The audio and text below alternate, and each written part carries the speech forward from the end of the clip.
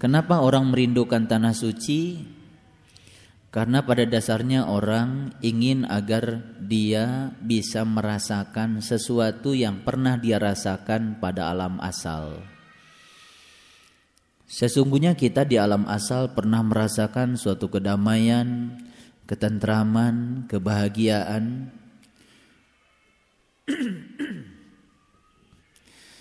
Yang kesemuanya itu telah lama hilang dari diri setiap manusia. Lalu ketika manusia terjebak pada segala penderitaan, manusia itu kembali merindukan apa yang pernah dia rasakan di alam asal. Lalu manusia menjadi rindu untuk pergi kembali ke tanah suci. Tanah suci yang hakikat sebetulnya adalah alam asal kehidupan kita.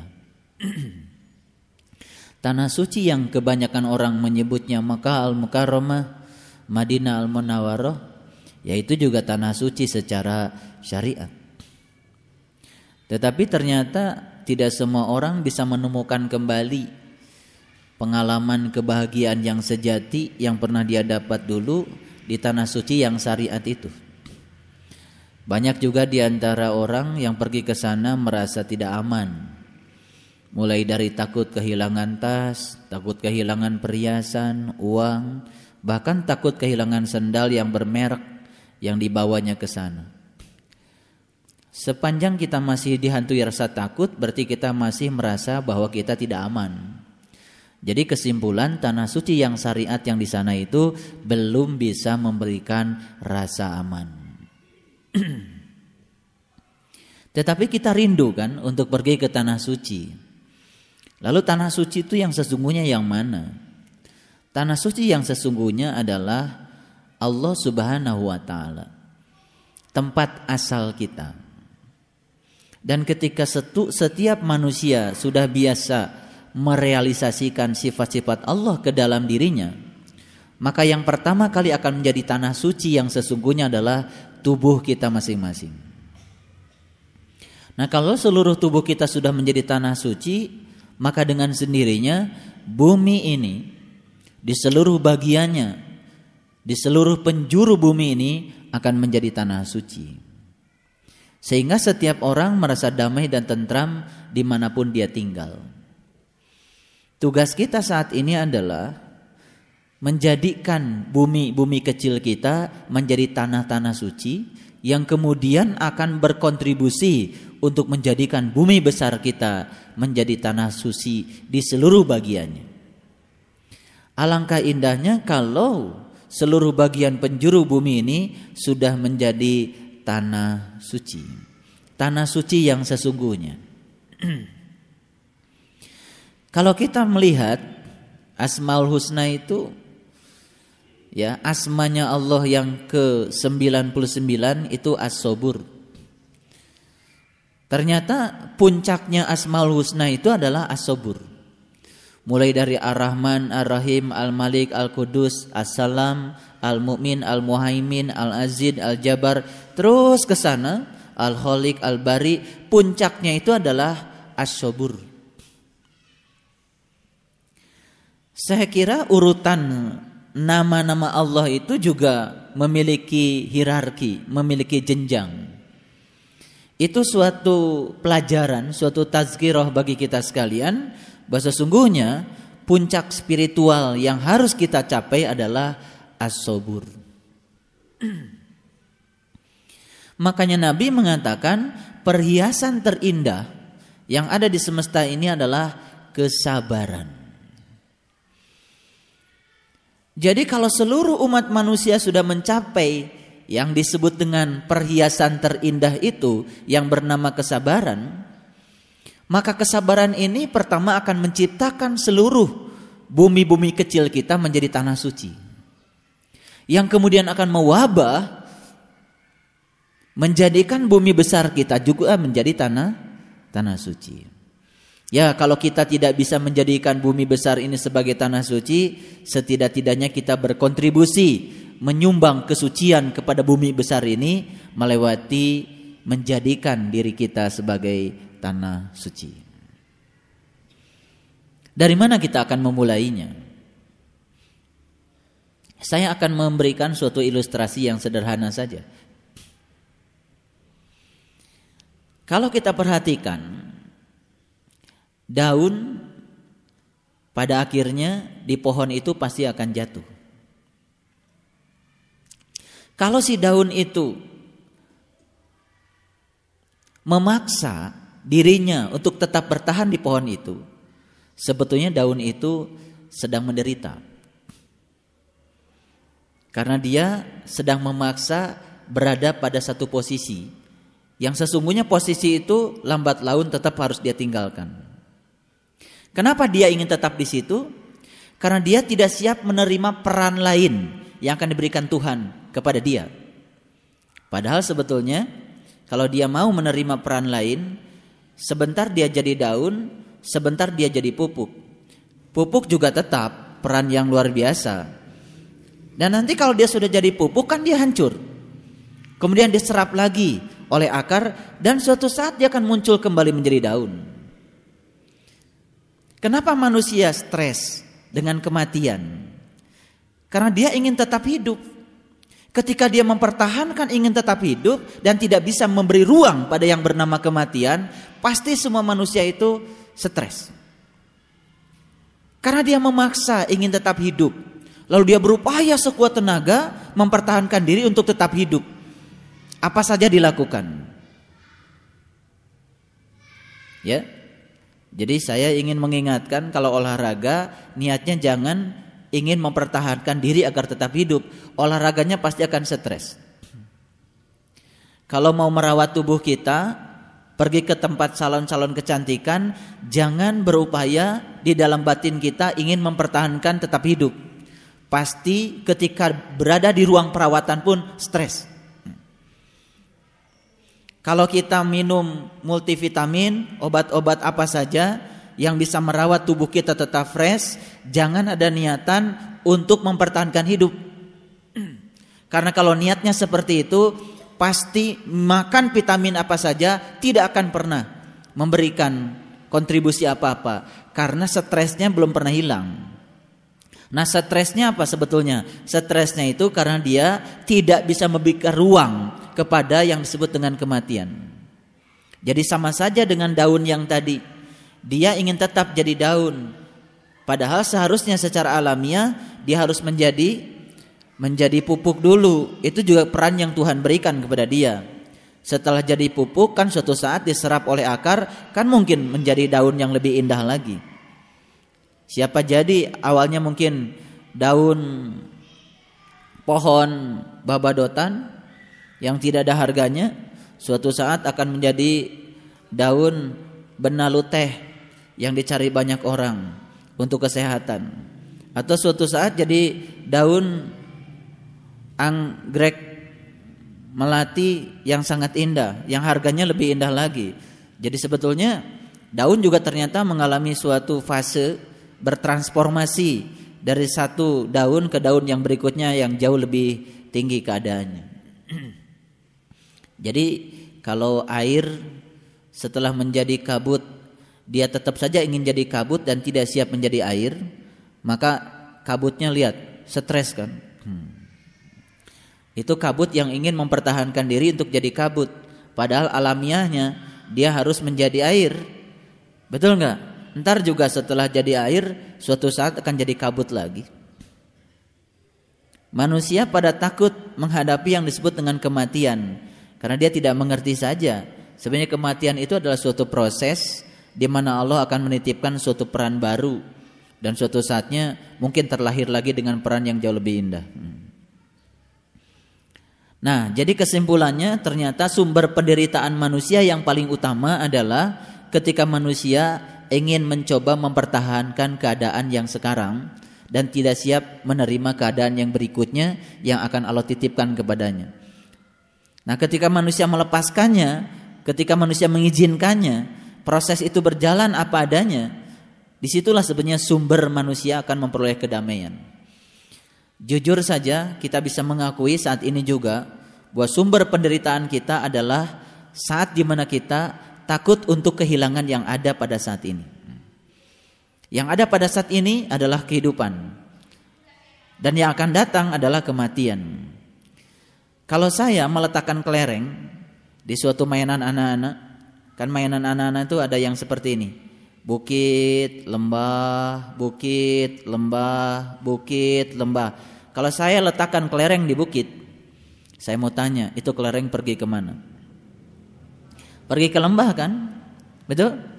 Nah, kalau kelereng sudah di lembah, dengan energi potensial yang dia miliki, hasil perubahan energi, dia akan pergi kemana? Akan pergi ke bukit kan, kalau cukup energi untuk mencapai bukit kembali. Jadi sebetulnya itu suatu pelajaran yang luar biasa. Ketika kita di bukit, bersiap-siaplah untuk turun ke lembah. Tapi ketika di lembah, jangan khawatir, karena kita akan naik ke bukit. Silih berganti seperti siang dan malam. Nah sebetulnya semua itu berproses, silih berganti. Nah ketika kita mencoba mempertahankan diri pada satu kondisi tertentu, disitulah sebetulnya kita akan kehilangan kesempatan untuk damai. Oleh karena itu, ya, tugas kita saat ini adalah mengizinkan diri kita mengalir bersama proses kehidupan apa adanya, tanpa ada rasa takut. Peran apapun yang Tuhan akan berikan kepada kita untuk menggantikan peran yang ada pada kita saat ini, terimalah dengan penuh keikhlasan. Siapa jadi perannya menjadi peran yang lebih baik. Kalau mati kemudian lahir kembali, ternyata lahir jadi anaknya seorang pewaris tahta kerajaan apa gitu. Ya kan? Dulu susah kan, sekarang jadi hebat gitu. Cuman karena tidak mengerti jadi tidak ada keberanian. Makanya selamanya kan sudah menderita di posisi itu tambah menderita, karena dia ingin coba mempertahankan posisi di posisi itu. Ya seperti daun yang tidak mau jadi pupuk, sebenarnya dia itu stres ya. Padahal pupuk juga peran yang luar biasa ya. Kalau tidak jadi pupuk, apa dia jadi daun lagi?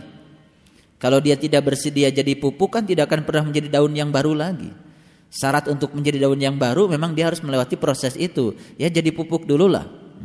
Nah ketika proses itu terhenti, kan kita tidak jadi apa-apa. Nah itulah sebetulnya yang harus kita pahami, karena hidup ini berjalan terus menerus. Jadi ketika ada, proses berikutnya kan tidak ada. Ketika tidak ada, proses berikutnya ada. Maka Nabi mengingatkan, ketika kamu sedang ada, harusnya kamu itu hati-hati. Karena di depanmu ada saat di mana kamu tidak ada. Tapi ketika kamu tidak ada, harus berbahagia. Karena fase berikutnya adalah kamu akan ada. Yalah hidup seperti itu, silih berganti. Nah ketika kita tidak mau mengikuti proses silih berganti itu, disitulah penderitaan. Ayo simpulkan. Oh selama ini pantas saya menderita, karena selama ini saya mencoba untuk mempertahankan diri berada di posisi yang sekarang. Lalu saya tidak mengizinkan untuk mendapatkan posisi baru dalam proses silih bergantinya, proses alamiah yang harusnya berjalan di semesta ini. Itu sebetulnya. Nah oleh karena itu, mari kita lihat Quran surat Al-Mudaththir. Surat yang ke-74.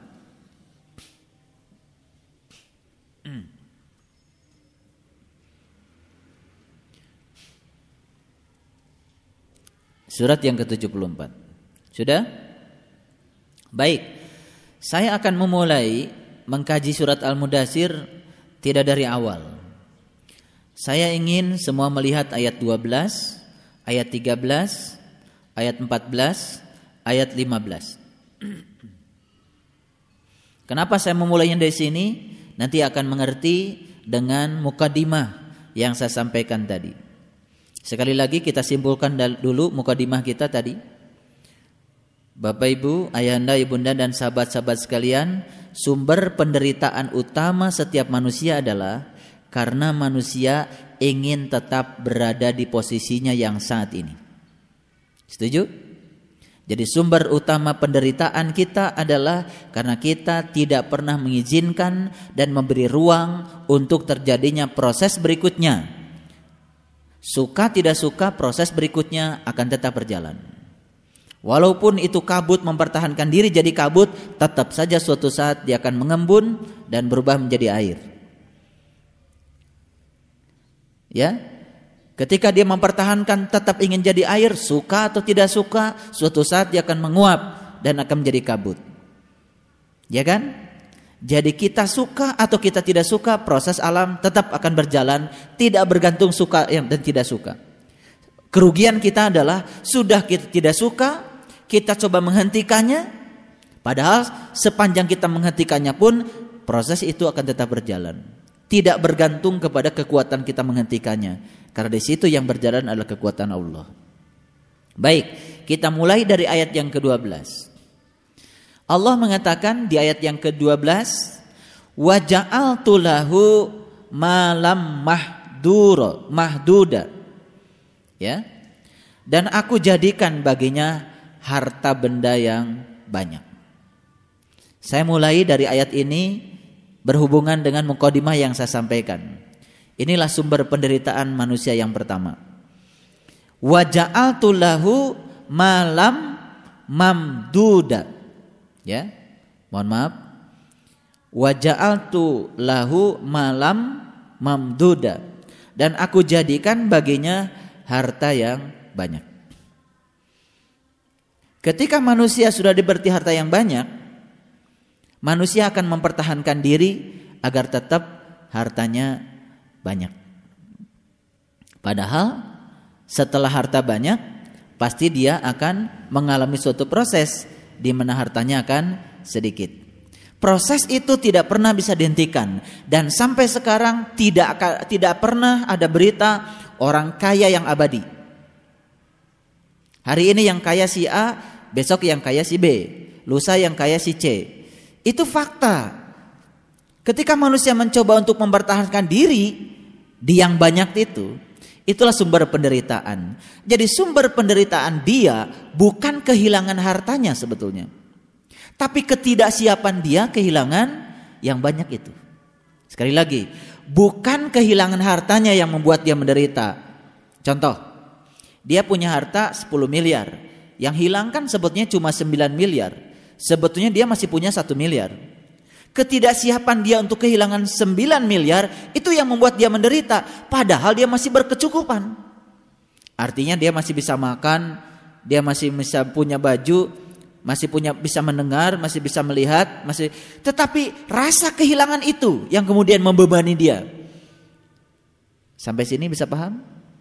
Oke, teruskan dulu yang kedua, ya.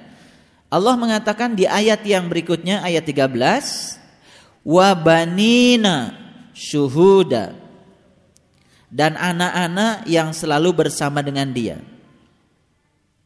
Apa yang menjadi sumber penderitaan manusia sekarang? Dia punya anak 3, dia takut kehilangan salah satu dari yang 3. Padahal pada saatnya pasti akan kehilangan.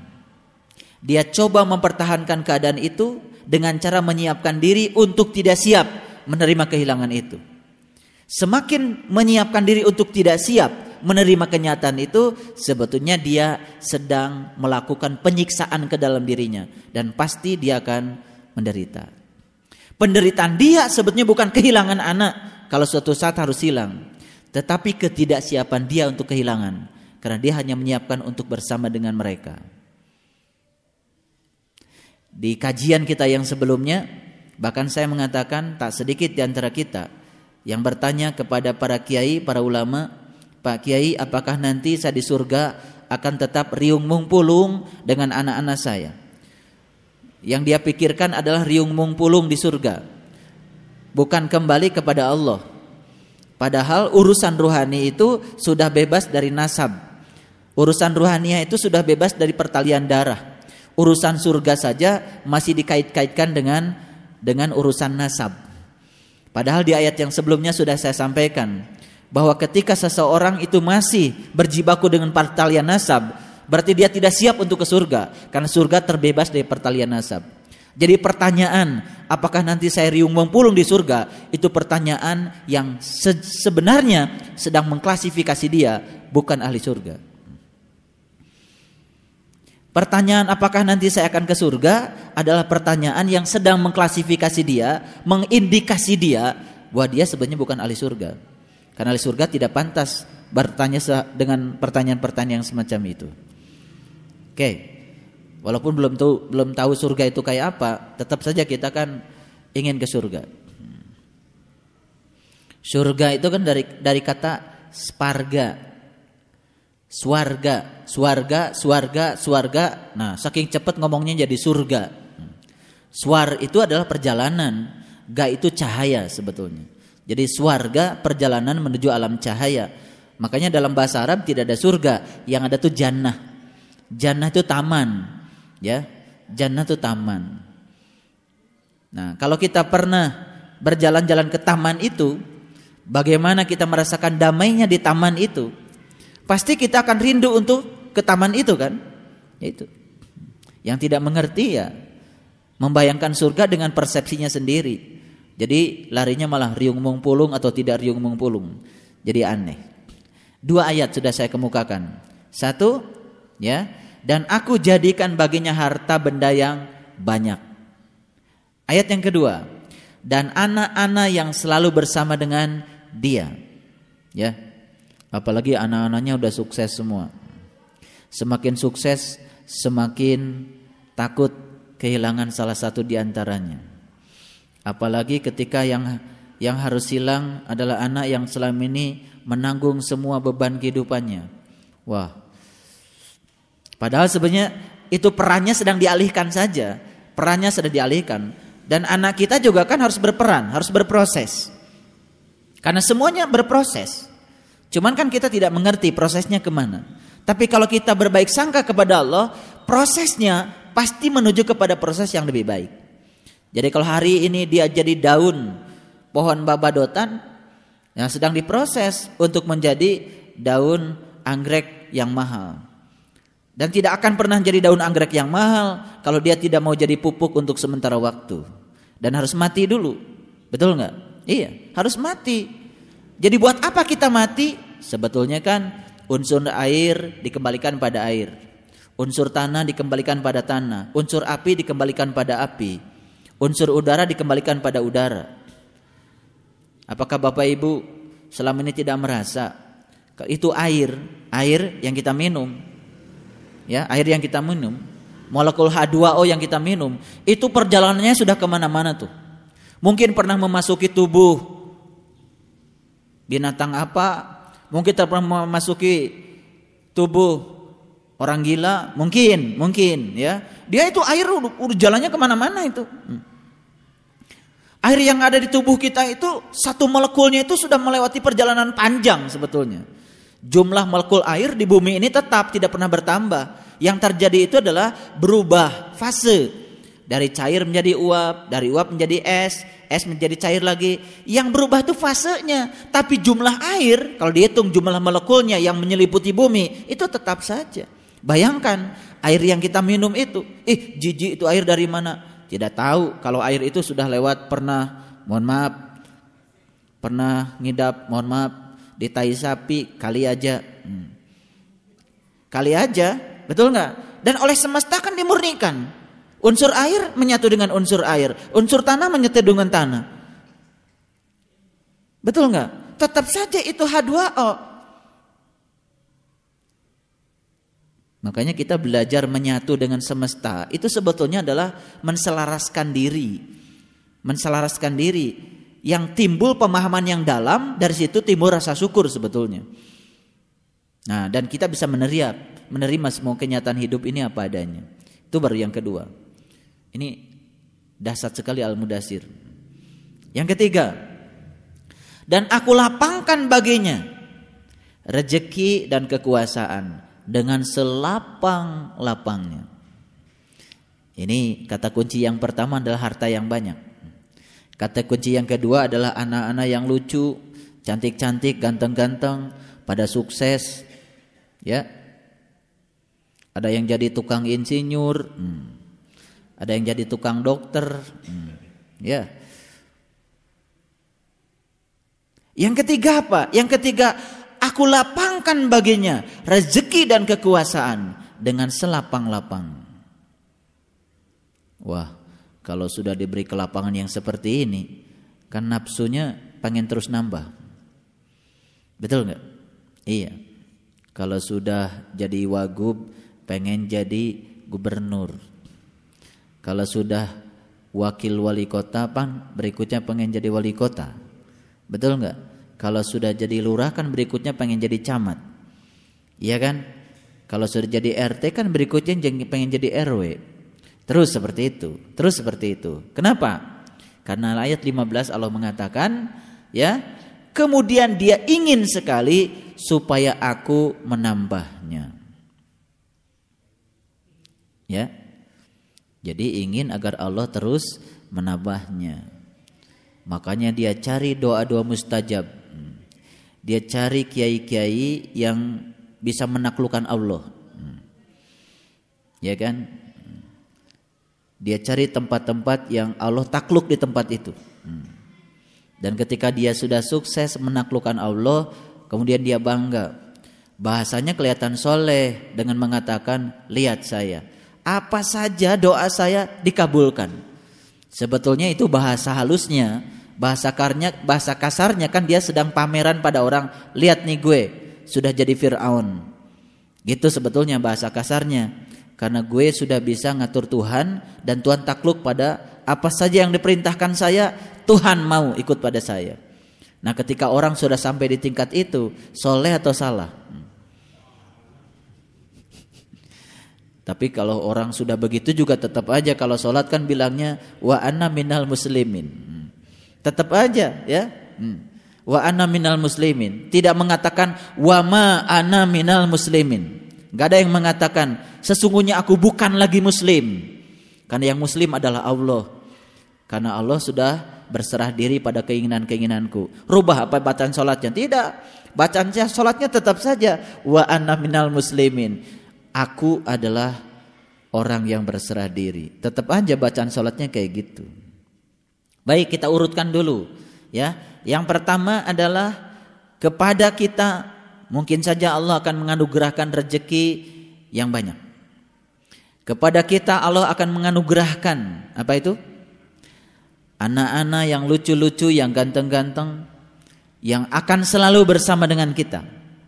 Yang ketiga, akan ditambah lagi kelapangan oleh Allah selapang-lapangnya. Apa saja yang kita mau Allah kasih. Dan yang keempat, pasti yang selanjutnya kata Allah, Dia ingin agar aku terus menambahnya. Gitu. Ketika kita ingin Allah terus menambahnya, berarti kita tidak siap ketika Allah menguranginya. Betul? Nah, saya mau katakan sebelum saya membahas lebih jauh Al-Mudaththir, inilah sumber-sumber penderitaan manusia. Ini sumber utamanya. Ya? Oke. Nah, bagaimana caranya kita membebaskan diri dari segala sumber penderitaan ini? Dari mana kita harus memulainya melangkah dalam hidup ini? Saya akan memulai dari ayat yang pertama. Bismillahirrahmanirrahim. Ya ayyuhal mudaththir. Hai orang-orang yang berselimut. Jadi ini hampir sama dengan Quran surat Al-Muzammil. Nadanya hampir sama. Perbedaannya di mana? Nanti kita akan lihat ya. Quran surat Al-Mudaththir jauh lebih dalam, jauh lebih tegas dibandingkan Quran surat Al-Muzammil. Yang dihaikan adalah orang-orang yang berselimut. Saya sudah menegaskan di ceramah saya yang sebelumnya, selimut kita ada dua. Ada selimut jasmani yang menutupi tubuh kita, ada selimut ruhani yang menutupi jiwa kita. Kalau selimut tubuh gampang nariknya.